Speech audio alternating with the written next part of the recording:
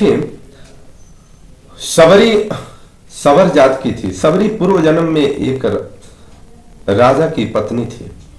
सबरी की कहानी सुनने की योग्य है। एक बार प्रयागराज पर संगम लगा हुआ था। सभी लोग स्नान करने गए थे, राजा भी स्नान करने गए थे, परंतु जो सबरी उस समय महारानी के रूप में थी, वह उस समय भी प्रभु के भक्ति में लीन रहती थी। और जब प्रयागराज के तट पर उसने संतों को देखा धुनी रमाते हुए और प्रभु का भजन करते हुए, उसके मन में यह आया कि मैं भी जाकर के प्रभु का इस प्रकार से स्मरण करूं। राजा ने अपना पूरा व्यवस्था का दायरा बताते हुए उसने कहा कि तुम्हें यहां से नहीं जाना चाहिए, क्योंकि तुम्हारे लिए बहुत सारी बाधाएं हैं, बहुत सारी रुकावटें हैं, तुम राजा की पत्नी हो।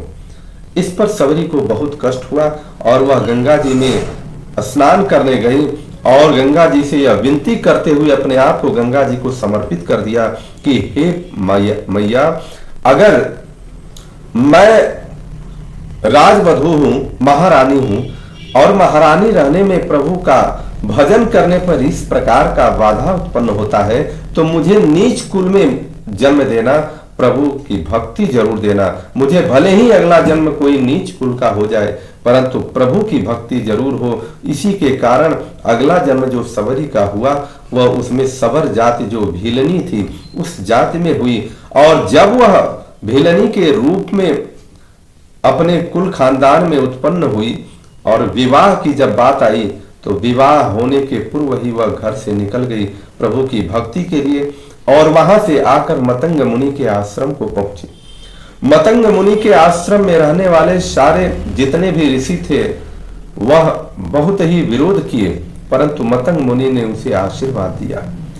और जब मतंग मुनि जाने लगे तो सबरी ने कहा कि प्रभु, आप हमारे गुरु हैं, अब तो आप जा रहे हैं, यहाँ तो मेरा आप कोई है ही नहीं, अब बताइए कैसे हम यहाँ पर रहेंगे।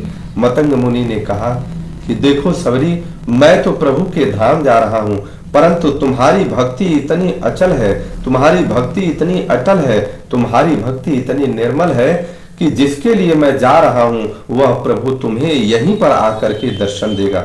गुरु की इस प्रकार की वाणी को सुन करके सबरी ने अपने मन में बैठा लिया कि प्रभु हमारे यहीं आएंगे, राम यहीं आएंगे, और वह नित्य दिन प्रभु की रास्ता देखती थी, प्रभु के राह में फूलें बिछाती थी, प्रभु के लिए प्रतिदिन कंदमूल फल तोड़ करके ले आती थी। वही सबरी है आज प्रभु श्री रामचंद्र जी मुनियों से पूछते हुए सबरी के आश्रम में पहुंच जाते।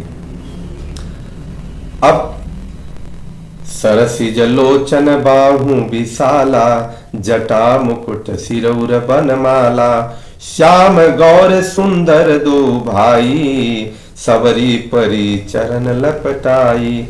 कमल सदृश नेत्र और विशाल भुजा वाले सिर पर जटाओं का मुकुट और हृदय पर वनमाला धारण किए हुए सुंदर सांवले और गोरे दोनों भाइयों के चरणों में सबरी जी लिपट पड़ी। सबरी प्रेम मग्न हो गई। प्रेम मगन मुख वचन नयावा, पुनि पुनि पद सरोज सिर नावा, सादर जल लय चरण पखारे, पुनि सुंदर आसन बैठारे। वे प्रेम में मग्न हो गई। मुख से कोई वचन नहीं निकलता है, बार बार चरण कमलों में सिर नवा रही है। फिर उन्होंने जल लेकर आदर पूर्वक दोनों भाइयों के चरण धोए और फिर उन्हें सुंदर आसनी पर बैठाया। कंद मूल फल सुरसयति, दिए राम कहुआनी, प्रेम सहित प्रभु खाए बारंबार बखानी। उन्होंने अत्यंत रसीले और स्वादिष्ट कंद मूल और फल लाकर श्री राम जी को दिए। प्रभु ने बार बार प्रशंसा करके उन्हें प्रेम सहित खाया। सबरी के आश्रम में जो भी था, जिस प्रकार से था, प्रभु की सेवा में लग गई। अब सबरी ने पानी जोरी आगे भई ठाढ़ी, प्रभु ही बिलो की प्रीति अति बाढ़ी। फिर वे हाथ जोड़कर आगे खड़ी हो गई। प्रभु को देखकर उनका प्रेम अत्यंत बढ़ गया। के ही विधि स्तुति करो तुम्हारी, अधम जाति में जड़मति भारी। सबरी कहती है कि मैं किस प्रकार से आपकी स्तुति करूं, मैं नीच जाति की और अत्यंत मूढ़ बुद्धि हूं। देखिए, सबरी ने प्रभु के सामने भाव रखा तो प्रभु ने किस प्रकार से उस भाव का सम्मान किया। सबरी कह रही हैं कि अधम ते अधम अधमयति नारी, अति नमय मति मंदय घारी। जो अधम से भी अधम है, स्त्रियां उनमें भी अत्यंत अधम है, और उनमें भी हे पापनाशन मैं मंद बुद्धि हूं। कह रघुपति सुन भामिनी बाता। श्री रघुनाथ जी ने कहा, हे भामिनी मेरी बात सुनो। मानहु एक भगति करनाता, मैं तो केवल एक भक्ति ही का ही संबंध मानता। देखिए प्रभु कितना सुंदर बात कह रहे हैं। वह कह रहे हैं कि मुझे जाति पात से इसका कोई मतलब नहीं है, कि मैं तो केवल भक्ति की ही बात मानता हूं। कह रहे हैं कि जाति पाति कुल धर्म बड़ाई, धन बल परिजन गुण चतुराई। भगतिहीन नर सोई कैसा, बिनु जल बारिद देखिए जैसा। प्रभु कह रहे हैं कि जाति पाति कुल धर्म बड़ाई धन बल कुटुंब गुण और चतुरता, इन सब के होने पर भी भक्ति से रहित मनुष्य कैसा लगता है, जैसे जलहीन बादल दिखाई पड़ता है। अर्थात जिस बादल से जल न हो उस बादल का कोई मतलब नहीं होता। नवधा भगति कहूं तो ही पाही, सावधान सुन धरु मन माही। प्रभु अब कह रहे हैं, अब सुन लो नवधा भक्ति क्या है, कौन सी नवधा भक्ति है, और उस नवधा भक्ति को ध्यान से सुनो और किस प्रकार से तुम हमारी भक्त हो। प्रथम भगति संतन कर संगा, दूसर रति मम कथा प्रसंगा। प्रभु कह रहे हैं कि पहली जो भक्ति है वो संतों का सत्संग है। संतों का सत्संग तुम कर रही हो तो वो पहली भक्ति, अर्थात तुम्हारे अंदर वो भी है, तुम संत आश्रम में रहती हो। दूसरी जो भक्ति है, मेरे कथा प्रसंग में प्रेम। कथा प्रसंग में प्रेम भी तुम्हारे अंदर है, तुम नित्य मेरी कथा सुनती हो, नित्य मेरा ही चिंतन करती हो। गुरुपद पंकज सेवा, तीसर भक्ति अमान। तीसरी भक्ति अभिमान रहित होकर गुरु के चरणों की सेवा है। अर्थात तुमने अपना पूरा जीवन मतंग मुनि को समर्पित कर दिया, और मतंग मुनि कह के गए कि राम आएंगे यहाँ पर, तुमने गुरु के वाक्य को ब्रह्म वाक्य समझ लिया और उन्हीं की सेवा करती हुई मेरे बैठ करके इंतजार कर रही हो, भक्ति कर रही हो, तो ये भी भक्ति तो तुम्हारे अंदर है। चौथी भगति मम गुण गण, करई कपट तजिगान। और चौथी भक्ति यह है कि कपट छोड़कर मेरे गुण समूहों का गान करना। तो कपट छोड़कर मेरे गुण समूहों का गान भी तुम कर रही हो। मंत्र जाप मम दृढ़ विश्वासा, पंचम भजन सुवेद प्रकाशा। मेरे मंत्र का जाप और मुझ में दृढ़ विश्वास, यह पांचवी भक्ति है जो वेदों में प्रसिद्ध है, और यह भी तुम्हारे अंदर है। छठ दम शील विरति बहु कर्मा, निरत निरंतर सज्जन धर्मा। छठी भक्ति है इंद्रियों का निग्रह, शील अच्छा स्वभाव या चरित्र, बहुत कार्यों से वैराग्य, और निरंतर संत पुरुषों के धर्म में लगे रहना, ये भी तुम्हारी भक्ति है, जो सारी भक्ति तुम्हारे अंदर है। सातम सम मोहि मैं जग देखा, मोते संत अधिक करि लेखा। सातवीं भक्ति है जगत भर को समभाव से मुझ में ओत प्रोत देखना, और संतों को मुझसे भी अधिक करके मानना। तो तुमने संतों को मुझसे भी अधिक करके माना है, ये भी भक्ति तुम्हारे अंदर है। आठव जथा लाभ संतोषा, सपने हूं नहीं देखूं पर दोषा। आठवीं भक्ति है जो कुछ मिल जाए उसी में संतोष करना, और स्वप्न में भी पराये दोषों को न देखना, ये आठवीं भक्ति है। हम सबसे अनुरोध करते हैं कि श्री राम की भक्ति कितनी है सबके अंदर, ये इन 9 भक्तियों को जान लीजिए और तब समझ लीजिए कि आप कितने बड़े भक्त हैं। नवम सरल सब सन छलहीना, मम भरोस ही हर्षन दीन्हा। नवी भक्ति है सरलता और सबके साथ कपट रहित बर्ताव करना, हृदय में मेरा भरोसा रखना। सरल होना सबसे कठिन बात है और ये नवी भक्ति है। प्रभु कह रहे हैं कि सरल होना हमारी नवी भक्ति है। नव महु एकहु जिनके होई, नारी पुरुष सचराचर कोई। और प्रभु कह रहे हैं कि नव में जिनके अंदर एक भी होता है, वह स्त्री पुरुष जड़ चेतन कोई भी हो।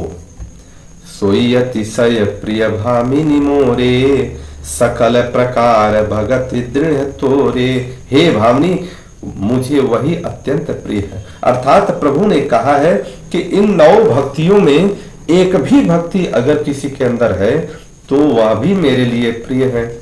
और हे भामिनी सुनो, फिर तुझ में तो सभी प्रकार की भक्ति है, मतलब ये 9 भक्ति तुम्हारे अंदर दृढ़ है।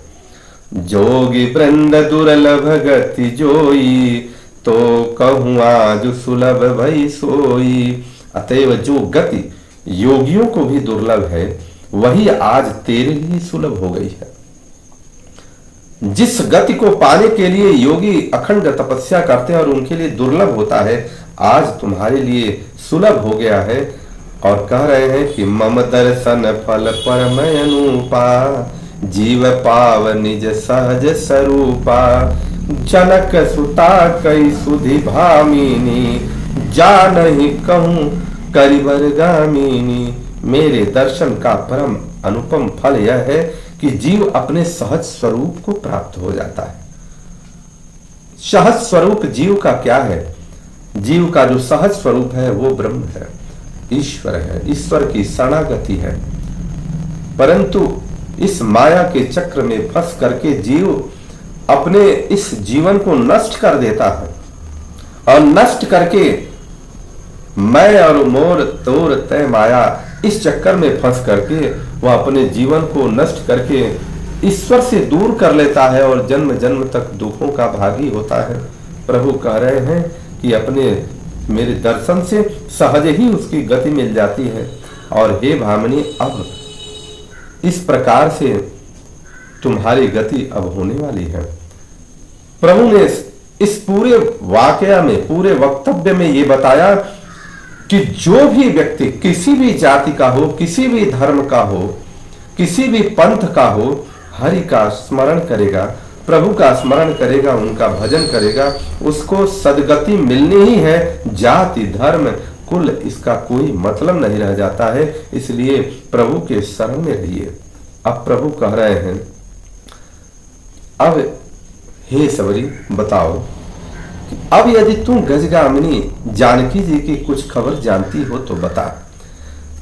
तो सबरी तो कुछ नहीं जानती थी, परंतु मतंग मुनि ने बता रखा था कि जब प्रभु आएंगे तुमको तारने के लिए तो तुम उनसे बता देना, जब कुछ पूछेंगे जानकी जी के बारे में बता देना कि वो पंपा सर की तरफ चले जाएं। तब वही सबरी कह रही है कि प्रभु पंपा सर ही जाऊं रघुराई, ता होई सुग्रीव मिताई। सो सब कहीं देव रघुबीरा, जानत हूं पूछूं मत धीरा। हे रघुनाथ जी, आप पंपा नामक सरोवर को जाइए, वहां आपकी सुग्रीव से मित्रता होगी। हे देव, हे रघुवीर, वह सब हाल बताएगा। हे धीर बुद्धि, आप सब जानते हुए भी मुझसे पूछते हैं। मुझे पता है कि आप तो सर्वज्ञ हैं, हर चीजों को जानते हैं, आप ही से सारी चीजें निकली हुई हैं, फिर भी आप मुझसे पूछते हैं। तो मैं यही बता रही हूं कि आप पंपाशर की तरफ चले जाइए। बार बार प्रभु पद सिरुनाई, प्रेम सहित सब कथा सुनाई। बार बार प्रभु के चरणों में सिर नवाकर प्रेम सहित उसने सब कथा सुनाई।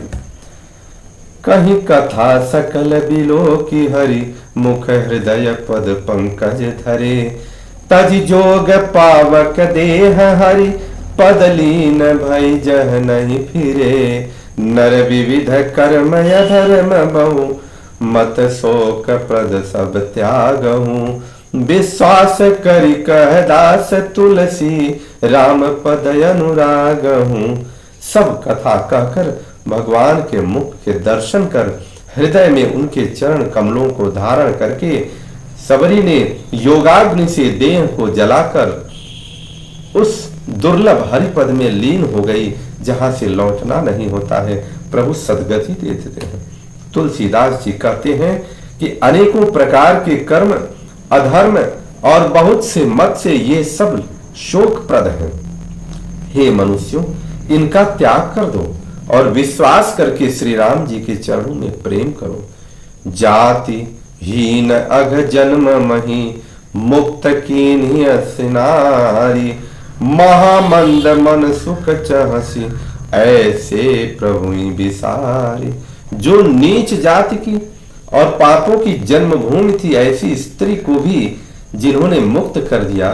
अरे महादुर्बुद्ध मन, तू ऐसे प्रभु को भूलकर सुख चाहता है। इस प्रकार से तुलसीदास जी ने वर्णन किया। सबरी को गति हुई। आगे प्रभु आगे चलेंगे। आप सभी लोगों का दिन शुभ हो, मंगल हो। भगवान आप सभी लोगों पर कल्याण करें।